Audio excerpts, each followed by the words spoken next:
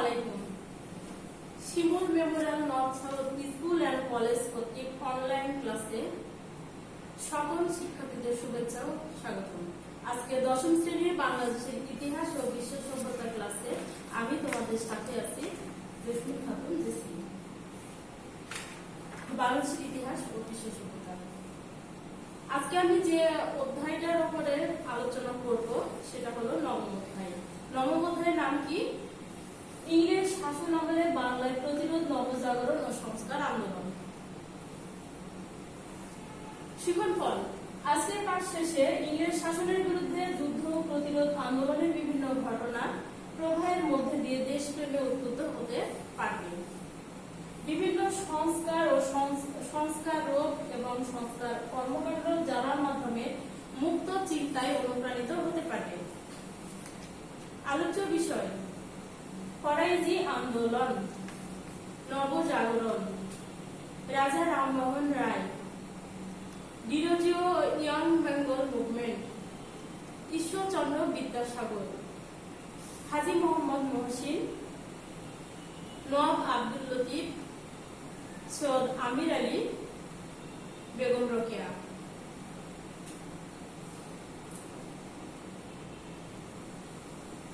শুরুতে কি দেখবো? ফরাইজি আন্দোলন। প্রথমে আমি তোমাদেরকে বলি, যেহেতু রিভিশন ক্লাস এবং এই রিভিশন ক্লাসে তোমরা পূর্বে অধ্যায়গুলো ভালো করে পড়েছো, শুধুমাত্র তোমাদেরকে আবারও স্মরণ করিয়ে দেওয়ার জন্য কিছু ইম্পর্টেন্ট তথ্যগুলো আমি তোমাদেরকে দিব, সেগুলোকে আরো ভালো করে চর্চা করবে। এই অধ্যায় থেকে বেশ কিছু সংস্কার এবং সংস্কারকের সম্পর্কে যা জীবন বৃত্তান্ত এবং তাদের সংস্কার কর্মকাণ্ড আছে, সেগুলো থেকে আমরা ইম্পর্টেন্ট গুলো আরো বেশি চর্চা করব এবং কিছু কিছু টপিকস আছে যেগুলোকে বেশি গুরুত্ব দিয়ে করা দরকার, সেক্ষেত্রে সেগুলোকে তোমরা ভালোভাবে চর্চা করবে। বিগত সালে যেহেতু সৈয়দ আমির আলী এবং হাজী মোহাম্মদ মহসিন, রাজা রামমোহন রায় সংস্কারক কর্মকাণ্ডগুলো চলে আসছে, তাহলে বাকিগুলোকে ওইগুলো যে পড়বেও না তা না, সেগুলোকে অবশ্যই চর্চা করবো, কিন্তু বাকিগুলোকে আমরা বেশি গুরুত্ব দিব। সেক্ষেত্রে আমরা দেখবো প্রথমেই ফরাইজি আন্দোলন। ফরাইজি আন্দোলনের কে প্রতিষ্ঠা করেছেন? ফরাইজি আন্দোলনের প্রতিষ্ঠাতা হাজী শরীয়তুল্লাহ। কোথায় জন্মগ্রহণ করেন? ফরিদপুরের মাদারীপুর জেলার শাসাইল গ্রামে। এবং হাজী শরীয়তুল্লাহ কত সালে জন্মগ্রহণ করেন? হাজী শরীয়তুল্লাহ 1782 সালে জন্মগ্রহণ করেন। হাজী শরীয়তুল্লাহ কিভাবে তার কর্ম পরিকল্পনা শুরু করেন?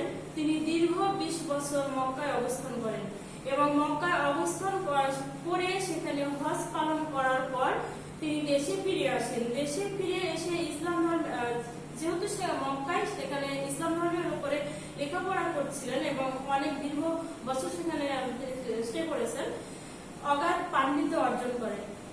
তার এই পাণ্ডিত্য অর্জন করার পরবর্তীতে তিনি যে দেশে ফিরে এসে দেখেন যে বাংলা জনগণ বিভিন্ন অন-ইসলামিক কার্যকলাপের সাথে জড়িত, অর্থাৎ ইসলামের মূল ধারা থেকে তারা সরে গেছে। এই অবস্থায় তিনি সংস্কারমূলক কর্মকাণ্ড হাতে নেন এবং তিনি যে সংস্কারমূলক কাজ নিয়ে আসেন, সেগুলোর মধ্যে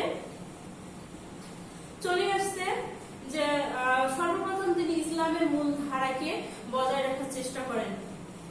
তিনি দুটো শব্দ, ফরজ শব্দ থেকে ফরাইজি শব্দের উৎপত্তি আবিষ্কার করেন। যে ফরজ শব্দের অর্থটা কি? ফরজ শব্দের অর্থ হচ্ছে অবশ্যই করণীয় এবং যেটা পালন করা জরুরি।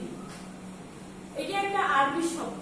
এই যেহেতু তিনি ইসলামের উপরে অগাধ পাণ্ডিত্য অর্জন করেন, তাই তিনি ইসলামের মূল ধারাকে রক্ষা করার জন্য ইসলাম অনুমোদিত সব বিশ্বাস, আচরণ, কার্যকলাপ এবং ইসলাম অনুমোদন দেয়নি এমন কোন কাজকর্মকে তিনি ত্যাগ করে ইসলাম ধর্মে অবশ্যই করণীয়, পালনীয় তা গ্রহণ করার জন্য মুসলমান সমাজকে আহ্বান জানান। তিনি বাংলা তথা ভারতবর্ষের ব্রিটিশ শাসন মেনে নিতে পারেননি। ইংরেজ রাজত্বকে হাজী শরীয়তুল্লাহ ঘৃণার চোখে দেখতেন। তিনি ভারতবর্ষকে দারুল হারব বা বিধর্মী দেশ হিসেবে ঘোষণা করেন। আগে বিধর্মী দেশে তিনি জুমা এবং 2 ঈদের নামাজ বর্জন করার জন্য মুসলমান সমাজকে আহ্বান জানান। শাসন মুক্ত করার জন্য বাংলার জনগণকে সোচ্চার করতে চেয়েছেন। তার সংস্কারের কর্মপরিধি ছিল ঠিক ইসলামকে প্রাধান্য দেয়, ইসলামের ধারাকে অনুপ্রাণিত করা। বাংলার শোষিত, নির্যাতিত, দরিদ্র, কৃষক শ্রেণী, তাঁতি, সকল সম্প্রদায়ের লোকজন স্বতঃস্ফূর্তভাবে এই আন্দোলনে যোগদান করে। শরীয়তুল্লাহর উপর দরিদ্র জনগোষ্ঠীর আস্থা এবং বিশ্বাস ছিল। তার অসাধারণ সাফল্য নিম্ন শ্রেণী থেকে উচ্চ পর্যায়ে সকল শ্রেণীর লোকজনের মধ্যে যে দৃঢ় ঐক্য গড়ে তুলেছিল, সেই হিসেবে মুসলমান ধর্মীয় যে আচার অনুষ্ঠান পালন এবং জমিদারদের বাধা প্রদান করা, জমিদারদের অত্যাচারের বিরুদ্ধে রুখে দাঁড়ানো, সকল কিছুর জন্য দেশ জুড়ে যে অভাব অনটন এবং নুন ভাতের দাবি উত্থাপন করেন হাজী শরীয়তুল্লাহর এই আন্দোলনের মাধ্যমে।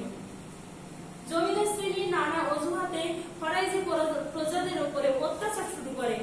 অত্যাচার শুরু করলে তিনি লাঠিয়াল বাহিনী গঠন করেন এবং এই লাঠিয়াল বাহিনী পুলিশের নিষেধাজ্ঞা জারি করে বা উপেক্ষা করে 1839 সালে যে আন্দোলন বা সংস্কার কর্মকাণ্ডে তিনি হাত দেন, সেটাকে দুর্বার গতিতে এগিয়ে নিয়ে যান। অবশেষে 1840 সালে তিনি মৃত্যুবরণ করেন। তার মৃত্যুর পর ফরাইজি আন্দোলনের দায়িত্ব গ্রহণ করেন তার যোগ্য পুত্র মহসিন উদ্দিন ওরফে দুদু মিয়া। 1819 সালে তিনি জন্মগ্রহণ করেন। পিতার মতো পণ্ডিত না হলেও তিনি সাংগঠনিক ক্ষমতায় অধিকারী ছিলেন এবং সাংগঠনিক ক্ষমতায় থাকাকালে তাকে বলা হতো, মহসিন উদ্দিন ওরফে দুদু মিয়াকে বলা হতো ফরাইজিদের ওস্তাদ। তাহলে এখানে গুরুত্বপূর্ণ যে টপিক, যে ফরাইজিদের ওস্তাদ কে, এবং এই যে তার পিতার আমলে যে লাঠিয়াল বাহিনী গঠন করা হয়েছিল, এই লাঠিয়াল বাহিনীর প্রধান কে ছিলেন জালালউদ্দিন মোল্লা।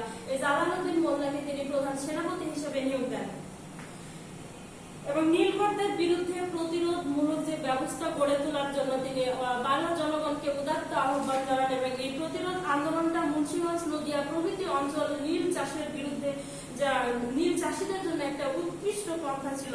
সুতরাং ওই অঞ্চলে নীলকরদের অত্যাচারের বিরুদ্ধে যে দুঃসহ যন্ত্রণা, তাদের নেতৃত্বে গ্রামাঞ্চলে স্বাধীন সরকার গঠন করা হয়।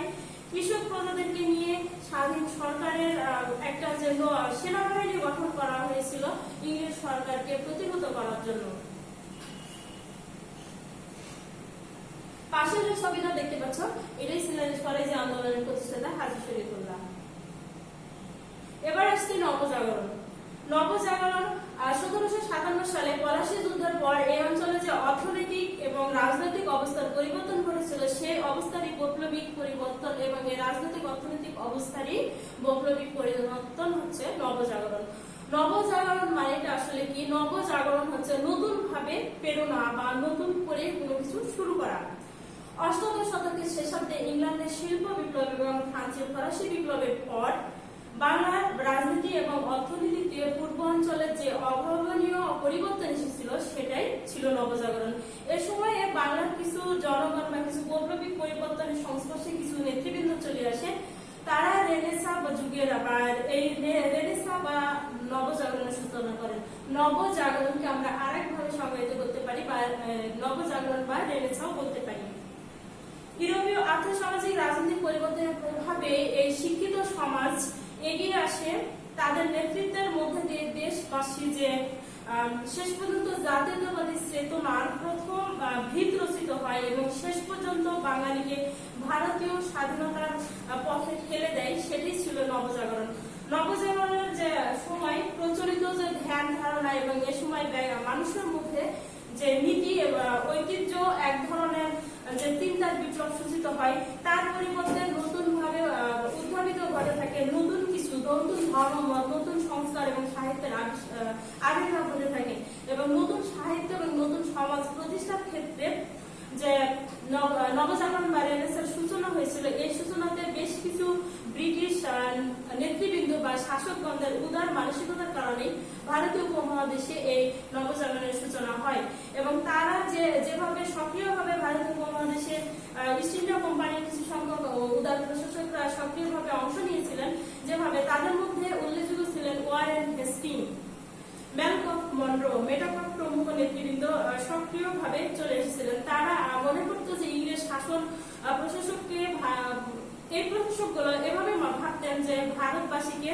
পাশ্চাত্যের ভাবধারণা এবং জ্ঞান বিজ্ঞানের চর্চায় অনুপ্রাণিত করা তাদের নৈতিক দায়িত্ব, যার জন্য তারা প্রথমে খ্রিস্টান মিশনারি যে ছাপাখানা প্রতিষ্ঠা করেছিলেন এবং এই ছাপাখানার ফলপ্রসূত ভারতীয় উপমহাদেশে আধুনিক শিক্ষার ভাবধারা প্রসারের উল্লেখযোগ্য ভূমিকা পালন করে।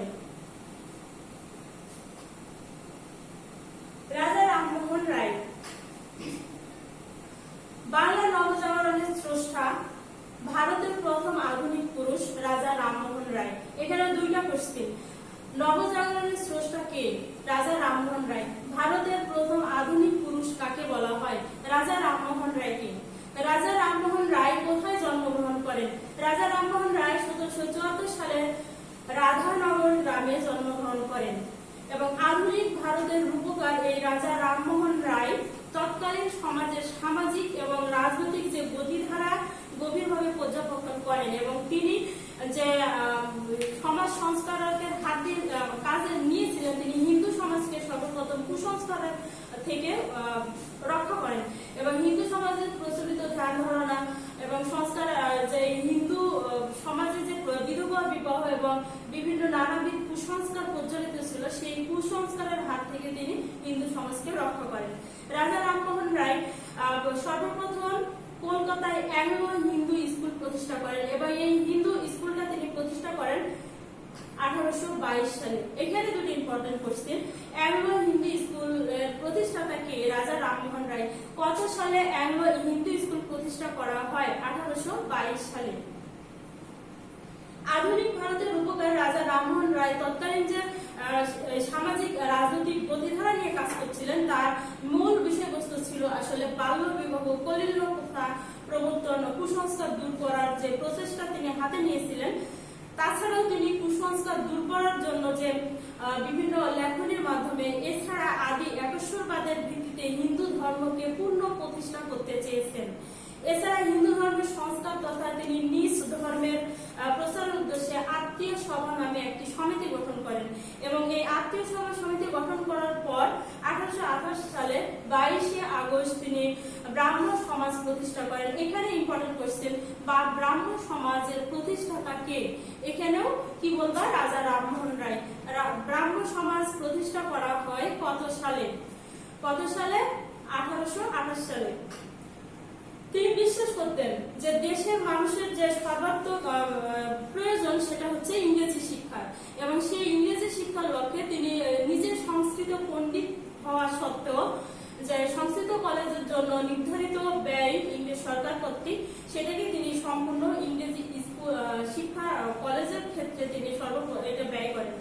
এছাড়া আধুনিক বিজ্ঞান পড়ানোর ব্যবস্থা যে ছিল, পড়ানোর ব্যবস্থাটা তিনি সর্বপ্রথম ভারতীয় উপমহাদেশে প্রবর্তন করেন।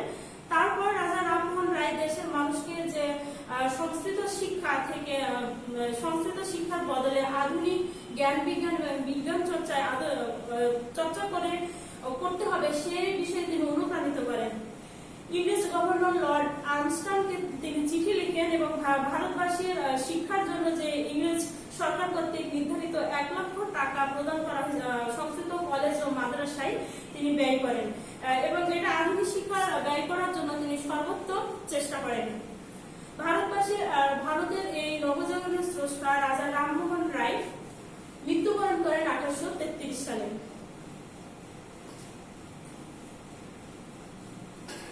এখানে যে ছবিটা তোমরা দেখতে পাচ্ছ, এটাই সে ভারতের আধুনিক পুরুষ বা নবজাগরণের স্রষ্টা Raja Rammohan Roy. Derozio young Bengal movement. Henry Louis Derozio 1809 সালের 18 এপ্রিল কলকাতা শহরে জন্মগ্রহণ করেন। তরুণ সমাজের ধ্যান ধারণ এবং চিন্তা ভাবনা নিয়ে ডিরোজিও অনুপ্রাণিত করেন ভারতবাসীকে এবং ডিরোজিও কর্তৃক 1828 সালে প্রতিষ্ঠিত একাডেমি অ্যাসোসিয়েশন গুরুত্বপূর্ণ ভূমিকা রাখেন। ডিরোজিওর গৃহশিক্ষক তিনি ছিলেন একজন প্রগতিবাদী এবং আদর্শ বাস্তবধর্মী ছিলেন এবং তিনি সেই ভাবধারায় অনুপ্রাণিত হন। এছাড়া হেনরি লুই ডিরোজিও রাজা রামমোহন রায়ের গতিধারায় অনুপ্রাণিত হন এবং রাজা রামমোহন রায়ের ধারাকে তিনি প্রচলিত করার জন্য সর্বপ্রথম হিন্দু কলেজের ছাত্রদের নিয়ে তার সংস্কার কার্যক্রমে তিনি অগ্রসর হন।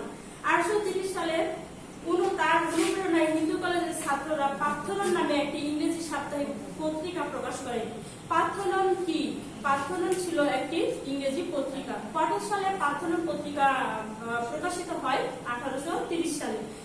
পরবর্তীতে 1831 সালে তিনি হিস পাওয়াস নামে একটি সাপ্তাহিক পত্রিকা সম্পাদনা করেন। ইস্ট ইন্ডিয়া নামে একটি দৈনিক পত্রিকা তিনি প্রকাশ করেন। এখানে যে বিষয়টা আছে যে পার্থেনন ইংরেজি সাপ্তাহিক পত্রিকা তিনি প্রকাশ করেন, এই বিষয়টা তোমরা ভালোভাবে খেয়াল করবা যে একটা প্রকাশ করা এবং হিস পাওয়াস নামক যে সাপ্তাহিক পত্রিকা সম্পাদনা, তোমরা এটা ভালোভাবে খেয়াল করবা। তার সাথে কি আছে? ইস্ট ইন্ডিয়া নামে একটি দৈনিক পত্রিকা প্রকাশ।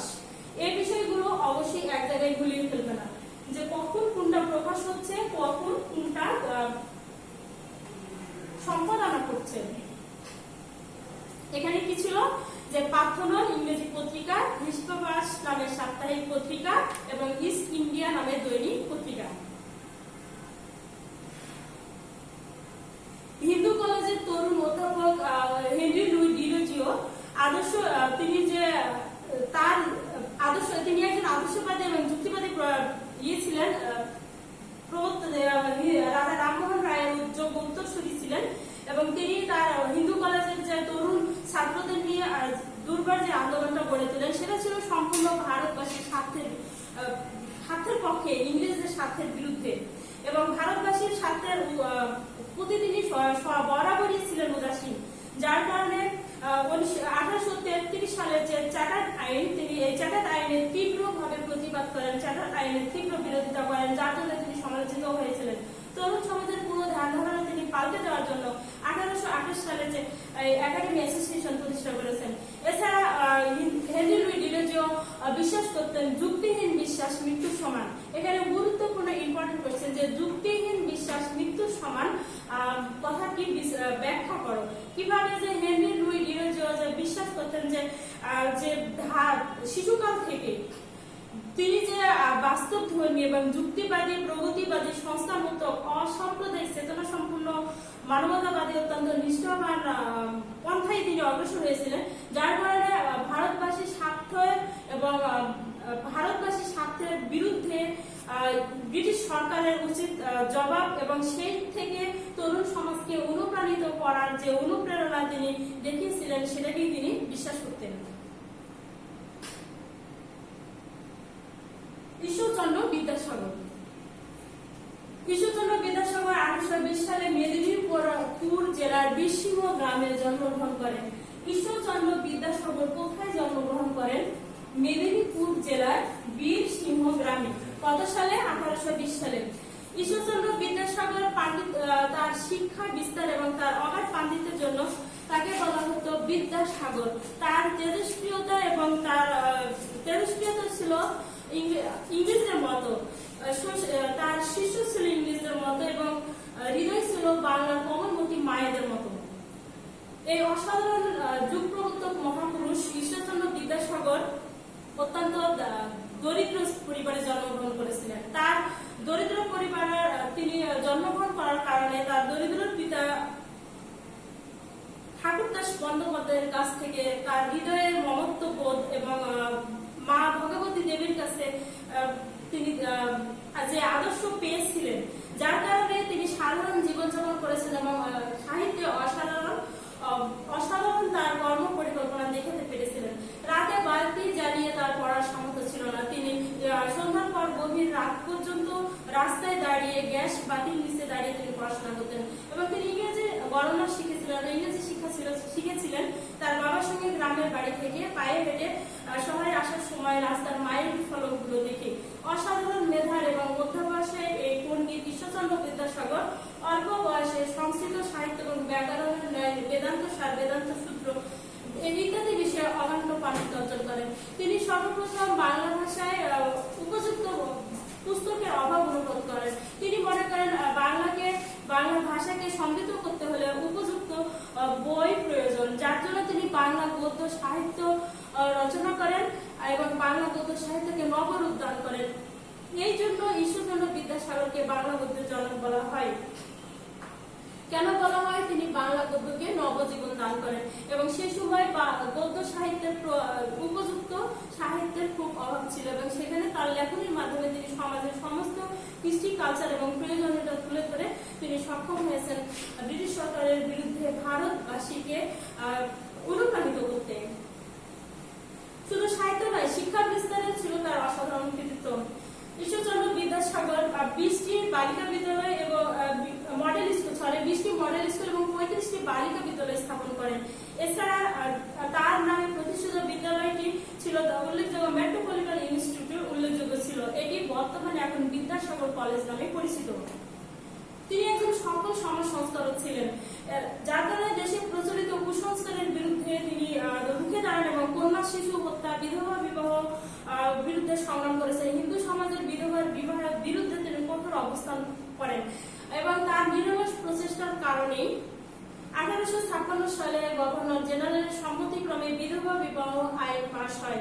বিদ্যাসাগর দান দাক্ষিত্যের খ্যাতি ছিলেন, যার জন্য তাকে বলা হয় দয়ার সাগর বা দানের সাগর।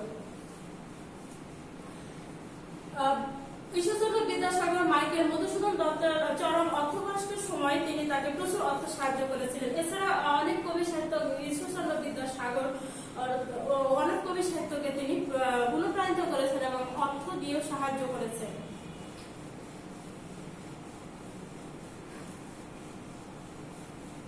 হাজী মোহাম্মদ মহসিন 1732 সালে পশ্চিমবঙ্গের হুগলিতে জন্মগ্রহণ করেন।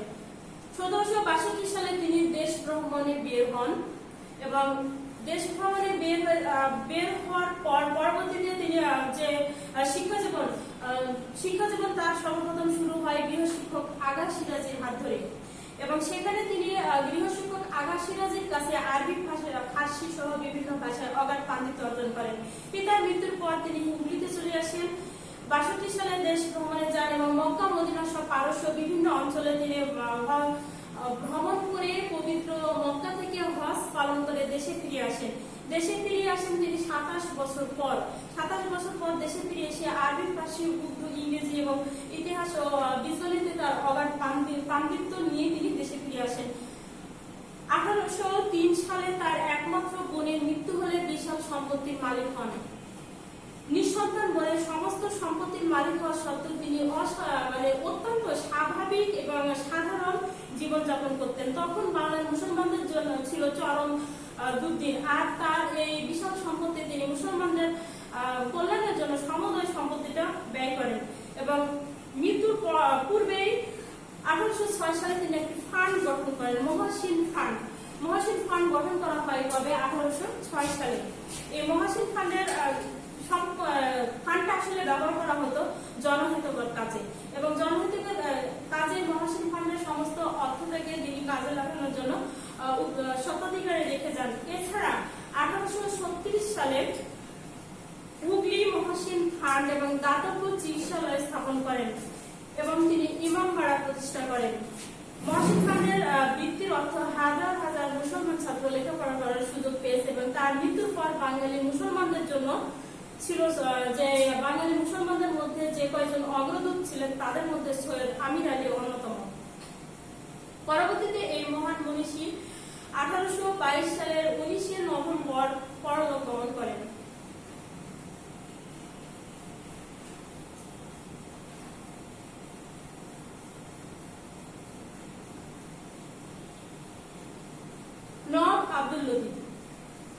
নওয়াব আব্দুল লতিফ 1828 সালে ফরিদপুর জেলায় জন্মগ্রহণ করেন। তিনি কলকাতা মাদ্রাসা থেকে ইংরেজি শিক্ষা লাভ করেন এবং 1849 সালে ডেপুটি ম্যাজিস্ট্রেট পদে যোগদান করেন। নওয়াব আব্দুল লতিফ ডেপুটি পদে যোগদান করার পর তিনি বাঙালি মুসলমানদের জন্য ইংরেজি শিক্ষা বিস্তার প্রয়োজন এবং ইংরেজি শিক্ষার গুরুত্বটা বুঝতে পারেন, যার জন্য তিনি মুসলমানদের আধুনিক শিক্ষা এবং তাদের কল্যাণের জন্য সমস্ত প্রচেষ্টা চালান। এই প্রচেষ্টা স্বরূপ তার যে তিনি একটি বই ইংরেজি শিক্ষার শিশু সম্মেলন তিনি রচনা প্রতিযোগিতার আয়োজন করেন। তার প্রচেষ্টায় কলকাতার মাদ্রাসায় অ্যাংলো পার্সিয়ান বিভাগে যে খেলা হয় সেখানে তিনি উর্দু বাংলা শিক্ষার ব্যবস্থা করেন এবং সেখানে তার পাশাপাশি ইংরেজি রচনা প্রতিযোগিতার আয়োজন করেন। নবাব আব্দুল লতিফ 1877 সালে কলকাতার প্রেসিডেন্সি ম্যাজিস্ট্রেট পদের উন্নতি হন এবং 1884 সালে সরকারি চাকরি থেকে অবসর গ্রহণ করেন। তার কৃতিত্বের জন্য সরকার প্রথমে তাকে খান বাহাদুর এবং পরবর্তীতে নবাব উপাধিতে ভূষিত করেন। মুসলমানদের যে প্রয়োজনীয়তা উপলব্ধি করেন এবং উপলব্ধি করে মুসলমানদের ছাত্রদের পক্ষে যে 1853 সালে ইংরেজি শিক্ষার যে সুফল শীর্ষক রচনা প্রতিযোগিতার আয়োজন করেছিলেন সেটার জন্য তিনি ইতিহাসে চিরস্মরণীয় হয়ে আছেন। নবাব আব্দুল লতিফের সারা জীবনের মূল উদ্দেশ্য ছিল তিনটি। মূলত উদ্দেশ্যগুলো ছিল এরকম যে মুসলমান সম্প্রদায়ের সমাজের প্রতি যে ইংরেজ সরকারের বিদ্বেষ ভাব ছিল সেটাকে তিনি দূর করতে চেয়েছিলেন। হিন্দু সমাজ ও মুসলমান সম্প্রদায়ের মধ্যে যে বৈরিতা বিরাজ করছিল সেটাকে দূর করে তিনি মৈত্রীতা প্রতিষ্ঠা করতে চেয়েছিলেন। এছাড়া মুসলমান সমাজের উন্নতি এবং সমাজের অগ্রগতির জন্য যে প্রয়োজনীয় পদক্ষেপ দরকার সেটাকে তিনি কাজে লাগাতে চেয়েছিলেন।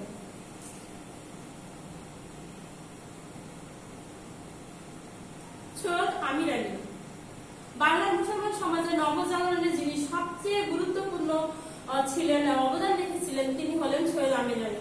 তিনি পাশ্চাত্য শিক্ষার মাধ্যমে বাঙালির মুসলমান সমাজের সামাজিক এবং বৈষয়িক উন্নতি করতে চেয়েছেন।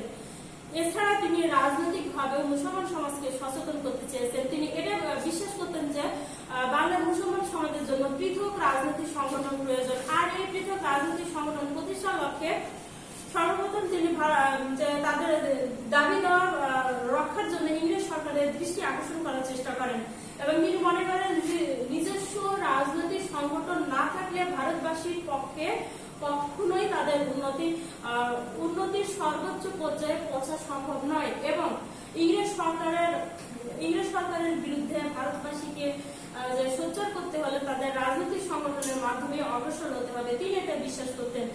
যে লক্ষ্যে তিনি 1877 সালে কলকাতা সেন্ট্রাল মোহামেডান অ্যাসোসিয়েশন নামে একটি সমিতি গঠন করেন। এছাড়া বিভিন্ন পত্র পত্রিকায় তিনি লেখনীর মাধ্যমে ভারতবাসীকে সচেতন করেছেন। তিনি দুটি বিখ্যাত বই লিখেছেন। বই দুটি ছিল দ্য স্পিরিট অফ ইসলাম এবং অন্যটি ছিল a short history of the Saracens. এই গ্রন্থের মূল ধারা ছিল আসলে ইসলামের বিজ্ঞানসম্মত ব্যাখ্যা দেওয়া এবং ইসলামের প্রতি যে অতীতের যে গৌরব সেটাকে তুলে ধরে ভারতবাসীকে সচেতন করা।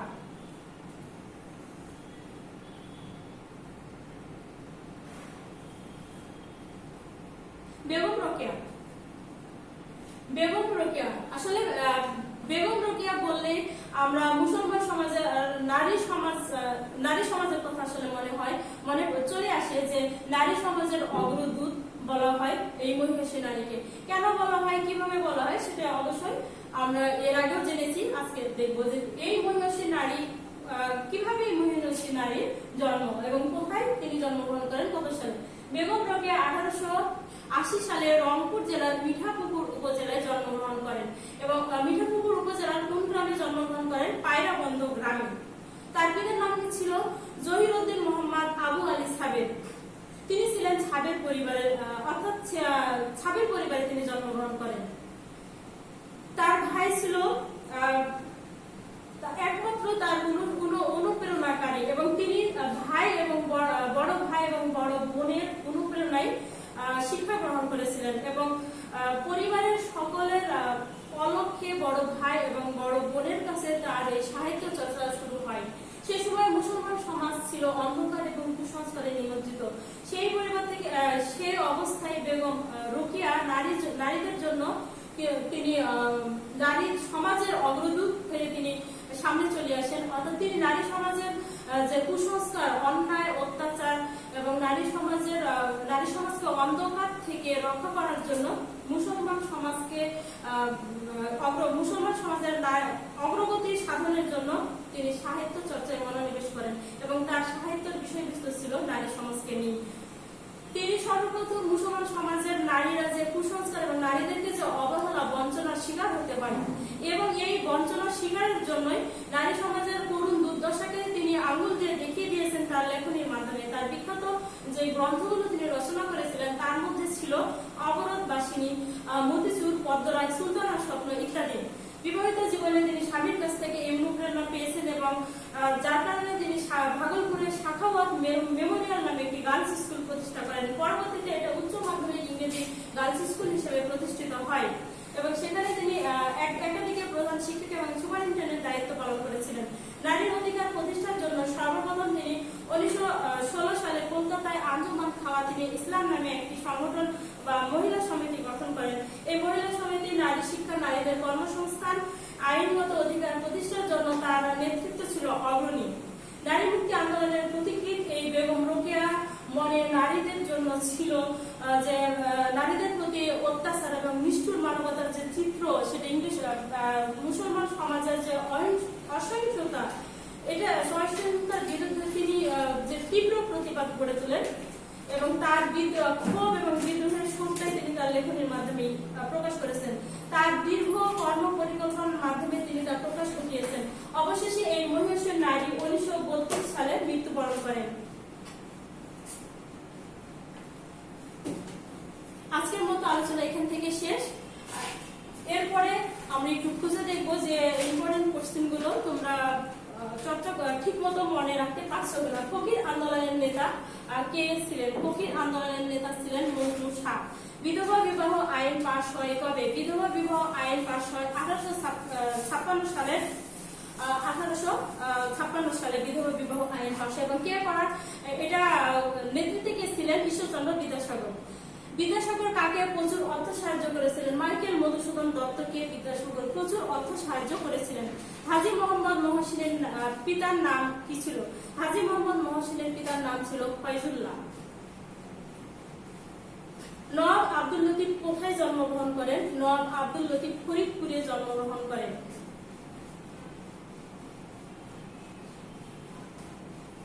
আগামী দিন রিভিশন টপলেস নেওয়া হবে। পড়ার নবম অধ্যায় সম্পূর্ণ অংশ। সবাই উক্ত অধ্যায়টা যথাযথভাবে চর্চা করবে এবং পরবর্তীতে রিভিশন টপলেসটা সবাই সুন্দরভাবে দিবে, এই কামনায় আজকের মতো এখানে শেষ করছি। সবাই ভালো থাকবে, সুস্থ থাকবে। Thank you.